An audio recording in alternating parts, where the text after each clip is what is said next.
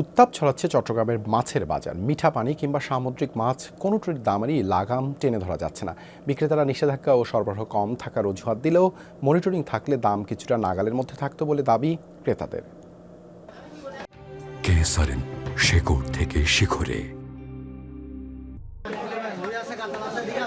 অন্যান্য দিনের তুলনায় শুক্রবার মাছের বাজারে ভিড় ছিল তুলনামূলক বেশি, তবে মূল্য ঊর্ধ্বমুখী হওয়ায় বেচাকেনা কম। নিষেধাজ্ঞার প্রভাবে প্রায় প্রতিটি মাছ কেজিতে বেড়েছে 100 থেকে 200 টাকা পর্যন্ত।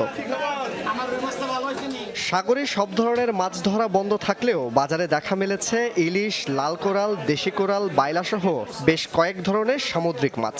জেলেরা লুকিয়ে এসব মাছ ধরছেন, পাশাপাশি চাহিদা মেটাতে ভারত থেকেও মাছ আমদানির কথা জানান ব্যবসায়ীরা।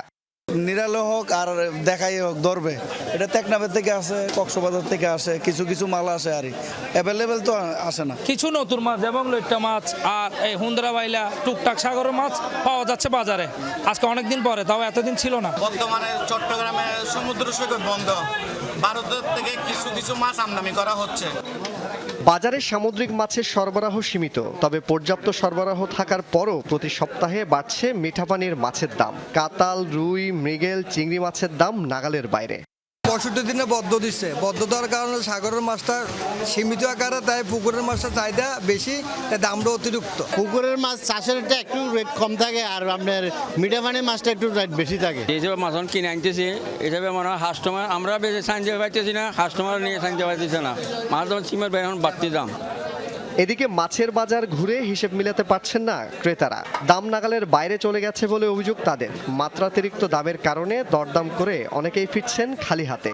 ঘুরতেছি না কিনা দরদাম করতে করতে ঘুরতেছি, আধা ঘন্টা হয়েছে আসছি এখানে, এখনো কিনতে পারতেছি না। মাছের দাম তো আগের চেয়ে অনেক বেশি, তো স্বাভাবিকভাবে জীবনযাত্রার বাইরেও বেড়ে গেছে, আগের চেয়ে বেড়ে গেছে। ট্রান্সপোর্টেশন বা সাপ্লাই চেনে কোথাও ঘাটতি হতে পারে বা অতিরিক্ত মুনাফার কারণে দামটা অস্বাভাবিক রকমের বেশি অন্যান্য সময়ের থেকে।